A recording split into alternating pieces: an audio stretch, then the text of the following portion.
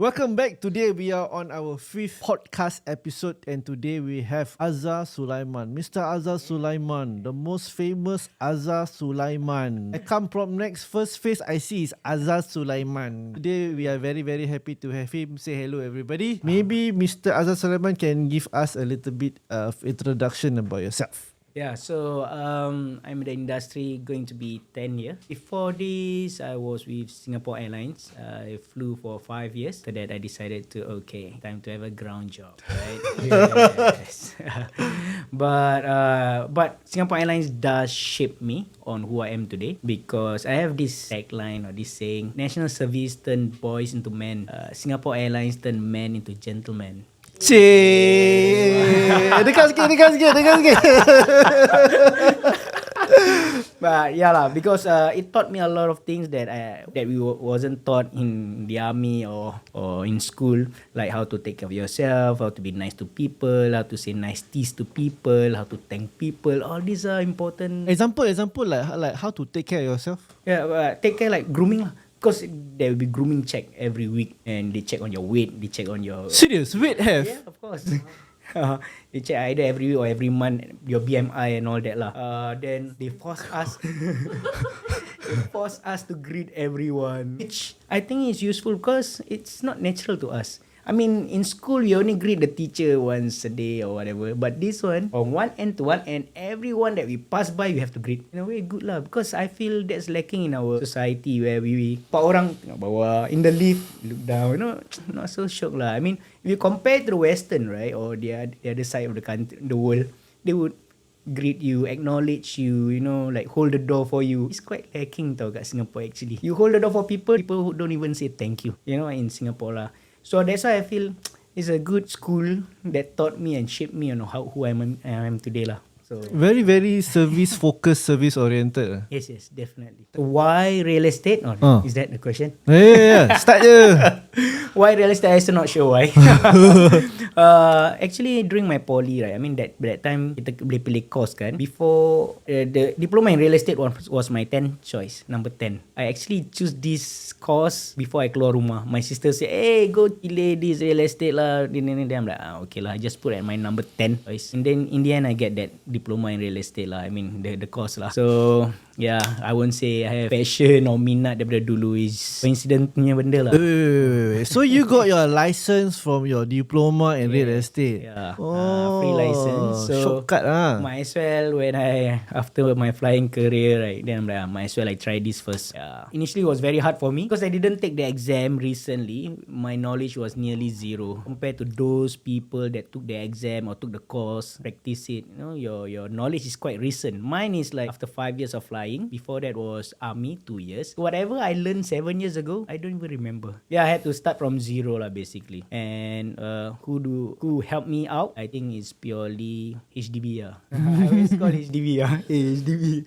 My favorite phone list or phone number in iPhone is still until today is still HDB. Because sometimes I still need to double check on things because sometimes I get things confused or mixed up. Normal lah, but I would still call them lah once in a while. Is the normal HDB hotline? Yeah, normal HDB hotline lah. I got to know from someone. My name is quite hot in HDB hotline. But sometimes I like to bang table a bit lah. Serious ah? For my clients lah, not for me what, right? Everything is just for my clients. Bang table like either make it quick or make it doable or because sometimes they like to macam tak boleh lah, cannot lah, this one cannot, but actually can. You just don't want to do because it's extra job for them, extra hassle for them. What give me an example of such a thing that is beneficial for our client but it's like extra work for HDB. Changing of dates lah. That one is really whether the officer want to tolong you or not. Completion date. Yeah, completion date. If you want to change, it really depends on the officer whether they want to help or not. But in that sense, it's quite tight for us. We want a bank table also. At the same time, want to be on their good books, you see. So, yeah. How about before poly? How was your primary and secondary school life like? I changed school a few times. So I moved places because my mum got business here and there. So I keep on moving. Asal aku dengar orang kata kau, Azhar dulu dia budak madrasah. Part time.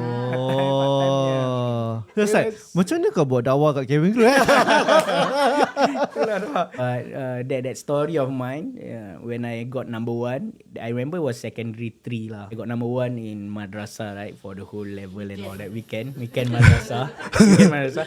I used that reason to don't want go madrasah anymore. Wah, I dah tell my graduate. mom, ayah senang sangat lah, don't want.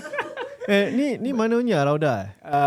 Tak, ni Aljunied. Aljunied dulu yang weekend me every Oh, Sunday and all that. But yeah. So in your real estate punya journey kan, ada tak rasa macam along the way I want to give up already cannot tahan already that's it I was really struggling for the first 4 or 5 years. I mentioned I start from zero, and my manager told me at the start, hey, I do not manage people, I also don't do HDB. Then she left me alone just like that. I'm not angry at her because I'm thankful that she actually appealed for my license to be approved, because actually I wanted to join under a Malay leader, but it was rejected. But then she don't want to appeal for me, so she appealed for me. Although she appealed for me, then she left me alone. It's fine, just that I got to learn the hard way lah, and it a lot longer than expected lah. 4 to 5 years Yes. Wow, that's half a decade, man. Yeah.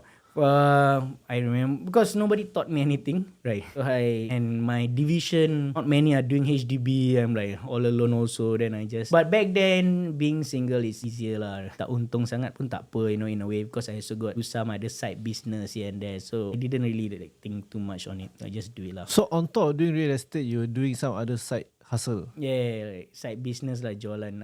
I love dendeng. Started selling dendeng when I'm like in poly. So this dendeng boss, right, saw me grow up in a way that this dendeng boss actually Malaysian Chinese. Dia ada trust issue tau. But he trusted me so much that he buat lagi satu company with me to bring the dendeng out of Singapore lah. So for that I'm like macam grateful lah, macam wah, this guy ada trust issue with everyone but really believe in me and percaya me. I remember when I first went Gulf Food in Dubai, food event. The event was 15,000. Then I say I want to do it, blah blah blah. Then he say, and they immediately kasih me half of the money, 7,500, and the rest I pay. I'm like, wah, this guy ada trust issue but he trusted me so much lah. So he saw me grow up daripada poly I dah jual. Kadang untung, kadang tak untung, dia pun tahu apa, pasal dia yang supply me all the dendeng. So how do you start sell dendeng in poly? In poly jual dendeng I'm a workaholic lah. I kerja Pizza Hut rider during poly. I kerja yang at the side of the building, naik gondola at the side. I cuci building 1 Phillip Street lah, all the way up. And when project tu dah habis, I remember it was Ramadan. Then I'm like, okay, let's sell something during Ramadan. It's a bazaar at Bukit Panjang lah. So I sell dendeng and otak-otak. I won't say I have to support my parents lah. I won't say that sad story. But my parents pun tak well to do. My late dad ada like kidney failure, kena pergi dialysis and all that. I have to depend just on myself lah. And I just don't like to be at home, so I like to work lah. No, the last time we spoke, one of the things that caught my attention it's like, wow, you run real estate, tapi you tak drive. Can you tell us more about that? Why like macam a lot of agents, it's not about whether you drive or not, it's about what car you drive, Ferrari ke, Lamborghini ke, Mercedes ke, BM ke. But when I heard you, Hakim, aku tak drive, aku naik Grab. Itulah. Please share. Is there anything that I am missing out? Yes, you're missing out a lot. For nearly 10 years, I am not driven. I rather be driven. Yeah. So people drive me around. But because if you see New York Millionaire Listing and all that, Ryan Serhan and all that, they have driver. Diorang pun tak drive. Diorang tak nak drive. Pasal they want to use that free time to call clients, to negotiate a deal, to do something, that is beneficial lah. So for me, I have always used Grab. I use 4, that day I shared. I use 4 apps now. Grab, Gojek, Tada and Taxi Comfort. So sometimes I would like book all 4 at the same time, see mana satu yang the shortest time or mana satu yang paling murah. Depends on the situation. Kadang-kadang paling murah, kadang-kadang paling cepat. And sekali-sekala ada 3-4 come at the same time because I lupa nak cancel the rest. Because I always book, then I siap. Sometimes terlupa lah that I'm booking. So then what happens to the other 3? I cancel lah. Either I pay or the extra fees or what lah. I'm sure they'll be angry and all that lah. But what to do, it's not on purpose sometimes lah. But I've been living that. So I always tell the only thing that I lose out for not having a car is storage lah. Because I have to bring the whole day worth of barang-barang. You cannot lug it in your car. Correct. So all will be in my big bag or whatsoever lah. Kau pakai apa? Backpack? Tak lah. Just bawa hand carry or I try to be as efficient as possible. Macam nak kasih dokumen, sometimes I use Grab, hantarkan, that kind of thing. I reduce the ulang alik or bawa-bawa barang lah. Everything else I win lah. I win. Your monthly installment is already 1,000 plus. You know, depends on your car. I save on that. I save on the parking. I save on the petrol. I save Fine. on fine, breakdown, ERP, insurance, road tax. Oh, there's so many that I'm Not to even mention, paying. if you get your own car, then you need a driver kan. You already save on driver also, Correct. right? All I save. And I save time also lah, because usually you have car, I'm sure you will want to park at multi-story car park. Yeah. If you park at rubbish chute, kena saman. If you park at multi-story car park, it will take a few more minutes to walk together with your client and all that to the unit. But how do you manage the macam buying? You need to bring your clients around to see a few units. How do you manage that portion? For convenient wise, you can book per hour basis lah. For me, I don't book per hour. I just book every location lah. So I tell them to meet at flat A. Then from flat A, sebelum kita naik, I book already for flat B. So by the time kita tengok, kita turun je, dah ada kereta kat bawah nak ambil kita ke flat B. Pergi ke flat B, while on the way to flat B, I can berbual apa, with full concentration saya berbual dengan dorang. You know, I don't need to even concentrate on the road. I berbual dengan dorang about the house or whatever, about debrief about the house that we have seen or whatever. Then once you reach flat B, then kita tengok flat B, I dah book untuk flat C. It's easy lah, like I say, you just book je apa, you know. In terms of financial wise, is it really lesser than owning a car? Oh, of course. I spend generally around 1,000 to 1,200 lah. So cheap. Yeah, and of course, I won't take Grab all the time. Sometimes if I got time, I take bus, you know, or hitch. If I got more time, I take hitch. But then okay lah. At least dah siap, dah ada kereta tunggu kat bawah kan. Macam bos kan, dia tunggu kat bawah. Cool apa? I like the idea that you say that all these people they have a driver driving for them. Yeah. And then the time is actually used not to concentrate on the road but actually do your actual work. Because to me, from point A to point B, I usually do my resale valuation, resale submission during those times. I don't do in the office, on a table, on a computer. I don't do that, because not that I don't have an office, I have an office, just that I like to be as efficient as possible lah. Of course I have a PA to do it. They do some stuff, valuation one a bit, or the submission to HDB one susah sikit for them to do because need SingPass, right? So that one I do it lah, it's fine. But I do that lah. Or fixed appointment, arrange viewing, then I would be doing during the travelling lah. Can you share about a time you feel particularly fulfilled and what made the experience special? Of course, different clients have different story. Some clients have more kesian story and more fulfilling story than others. But of course, this particular one, this client of mine whereby tinggal rumah rental lah, right? Then dia cari agent-agent lain, semua tak boleh tolong dia untuk cari rumah and all that. Habis asal budget is low or COV tinggi, blah blah blah. But I managed to find for them. So at that point of time, I'm like, and I remember at that point of time, Lee Hsien Loong actually came out. Dia cakap paling banyak orang tinggal rumah rental is actually orang Melayu. Get offended lah, pasal dia bring it up at National Day Rally. So I'm like, what am I doing? Kita as a real estate agent, we are servicing yang kaya jadi kaya, but then we are also forgetting this lower social standing in our society. So that's at that point of time, I make it like macam my niat lah, want to help more orang Melayu kita keluar daripada rumah rental lah. And I also understand that not many agents also like to service them because of the commission lah is lower. Then some also takut orang tak boleh bayar, you know, and all that. I understand, but that's why I'm like, it's fine lah. I represent them. I won't do pro bono, but yalah, I just want to help as much out lah. No point tau kalau kita Melayu be the agent, wah semua berjaya, but then yang paling tak berjaya is still lah orang Melayu kat bawah. Then, why are we not doing anything to What do you think is their main challenge actually? a lot of things lah. I met quite a number. Some I managed to buy for them. I managed them to buy for themselves, but some don't. But I think pasal kerja tak tetap or kerja on and off, you know, that's where the problem is. Kerja 1 bulan 2 bulan or that kind of thing. Most of them is about kerja, tak boleh dapat enough loan and all that. Sometimes diorang kerja dah lama pun CPF tak cukup, pasal all the way tak ada CPF. Kerja maybe contract, like gig economy pun tak ada CPF, and it is a problem. That's why I feel CPF ni kan is actually very powerful. It helps a lot of people save up to 100 lebih ribu without knowingly, you know. This is a powerful thing what. Just that we are not taking advantage of it lah. Yeah, what do you wish people knew about being a realtor? What is not being told out there? Semua orang dengar yang best-best je. You become agent gaji baik. Your salary, your pay bro. Sometimes confirm 5 digit, then sometimes got 6 digit. You can become millionaire. They always hear this. But what do they not hear about this industry? I like to always say this to people. Besar kualinya, besar keraknya. The more we earn, but the more we spend also. For example, my 6 months worth of advertisement with podcast and all that will cost me 48,000. What? Do people think about that? Or my commission that you are giving me, 20% goes to tax. 10% goes to company, 20% goes to tax. Then I'm left with 70% to pay my everything else. So there's a lot of agents that need to pay or spend lah. Not many people see. Diorang nampak 14,000. Lepas 11,000 tolak everything, baru a few thousand in left aja for us. But I won't say tak buat duit lah kan. Not right also. But at the same time, we spend really a lot lah. Those who want to join us, if you are not prepared to spend, I don't think you should be joining real estate agent lah. Because if you don't want to spend, I don't think you can succeed unless you have strong followers or celebrity and all that, then different lah. But if not, it's really hard for you to just go by the word of mouth, which will take many years lah if you just based on word of mouth and all that lah. What are some of the things that currently or previously you have invested on or spent in terms of your marketing and advertising? Yeah, like just now lah, 48,000 for a podcast with an influencer. That's quite big. Yeah, it's nearly 8,000 a month. 2,000 a week. But that's what it is. But yeah, quantifiable returns? Not really at that point of. Now also.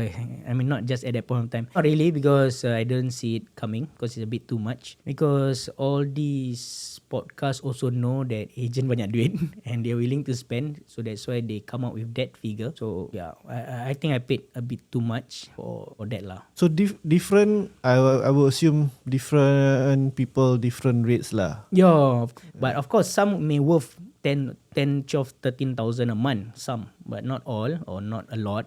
Yeah. But what are some of the positive experience that you have spent last time yang, wow, this one was good returns, good ROI? I work with Sazwan Yunus.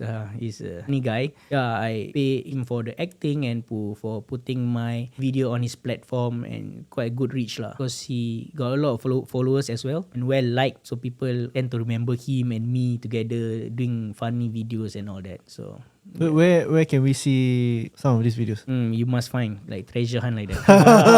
Some on my YouTube lah, Instagram and all that. Yeah. What are some of the personal struggles over the years in real estate, and how do you overcome them?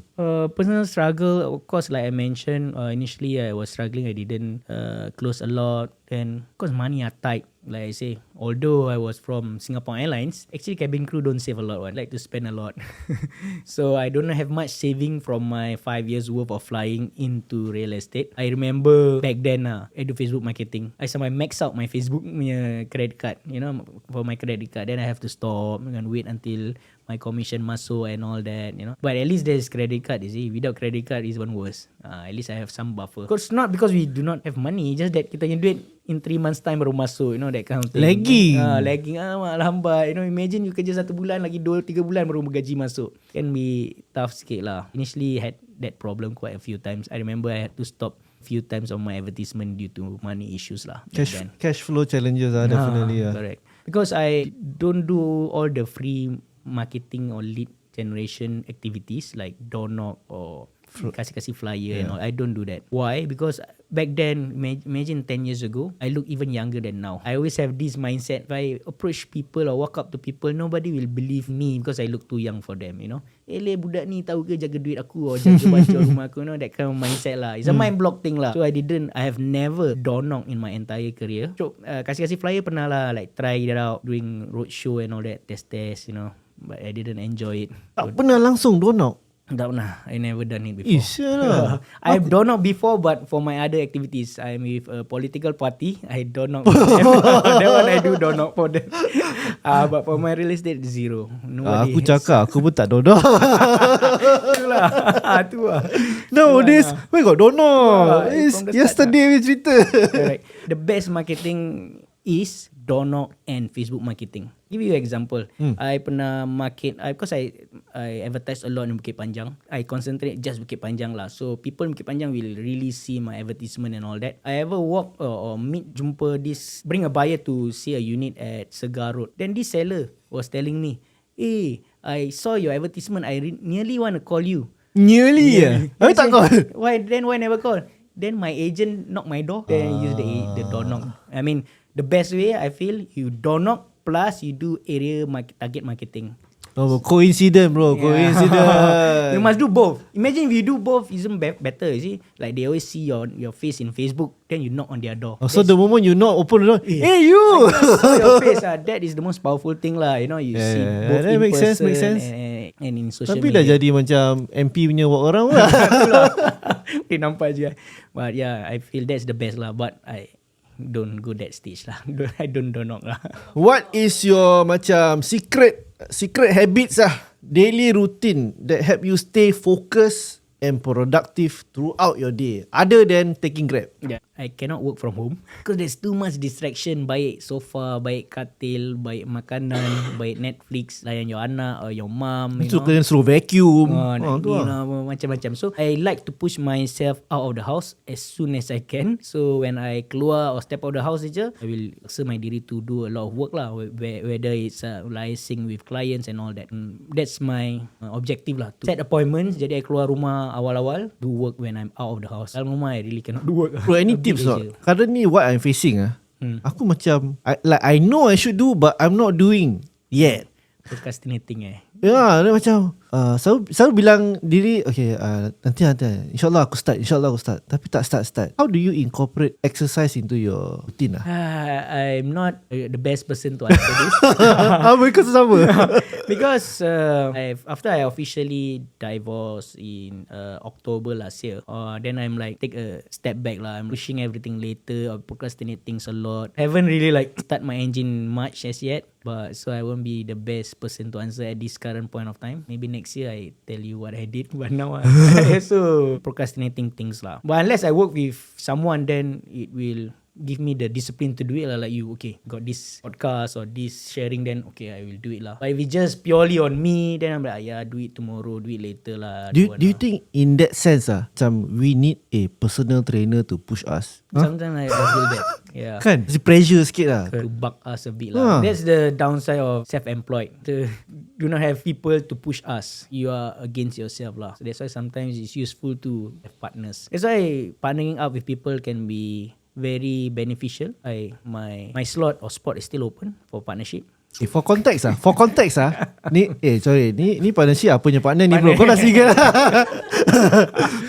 sorry, for context how old are you Just turn 37 in December. This year 38 lah. Sama 85 lah. 85 right? Why? You which month? 85 I mean month.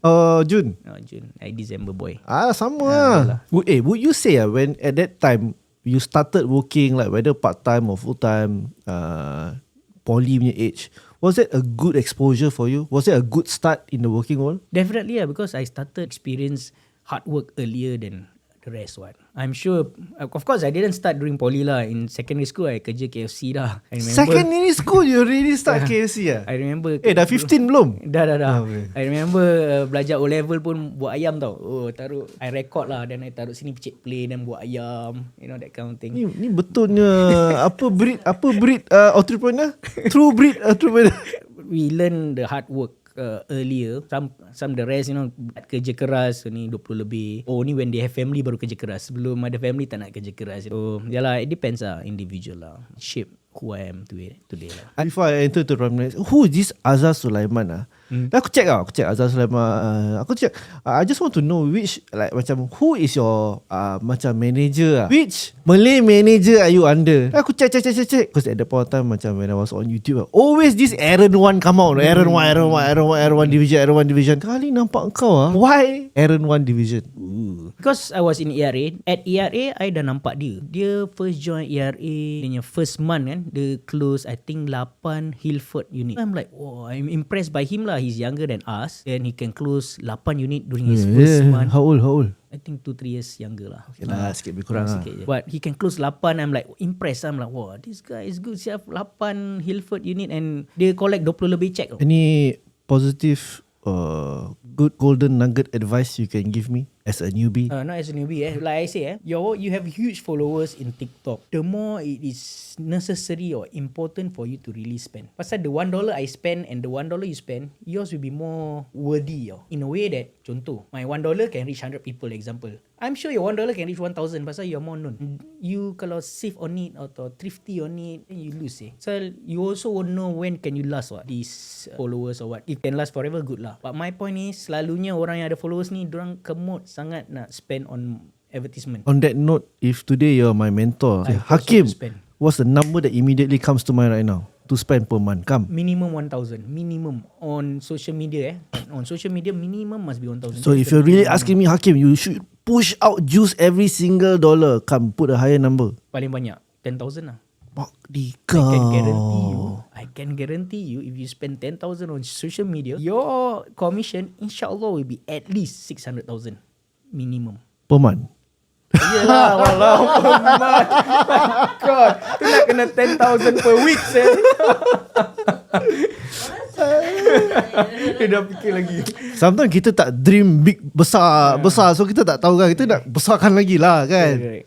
But have you spent 1,000 for social media yet every month consistently? Lebih sikit lah. But when did you start to spend? Pasal dulu sebelum masuk ni aku dah spend. So dia punya mental block dia kurang sikit lah. So bila dah masuk sini is a question, mana aku nak spend? Cuma sekarang yang So nak, you're telling me from September you dah spend 1,000 a month lah? no, maybe not, sorry. Maybe I didn't spend the money on ads. Equipment, this, that, Ads, get this I one, bring just want to know ads ah. advertisement. Belum. Advertisement. I only pasang niat. Pasang niat come January this year. Pasang niat. Okay, then January this year. This year aku like macam aku macam tak ada presence on Facebook ah. Aku like okay lah, let's just spend on branding ah. So aku spend lah. Okay, how much have you spent January and February per month? Close to 1,000 lah. Belum masuk 1,000 lah. But what's your objective? Brand awareness, pure brand awareness. But under engagement, video view ke apa dia punya tu dia? Profile views can be profile view. Profile views. But just to make sure that it is selalu like fine tune it lah to make it cheap. You should lah. Why not? Then like see how far it can go. You spend aja. So wait, you just said just now you got me thinking. If I spend 10,000 per month, I get back 600 per month lah, per year lah. Minimum. Per year, minimum lah. But like I say lah, sayang lah kalau you tak really spend. Kalau you dah all out. All out. Like macam show hand all out. All out lah. Strike while the pen is hot. Make hay while the sun is shining.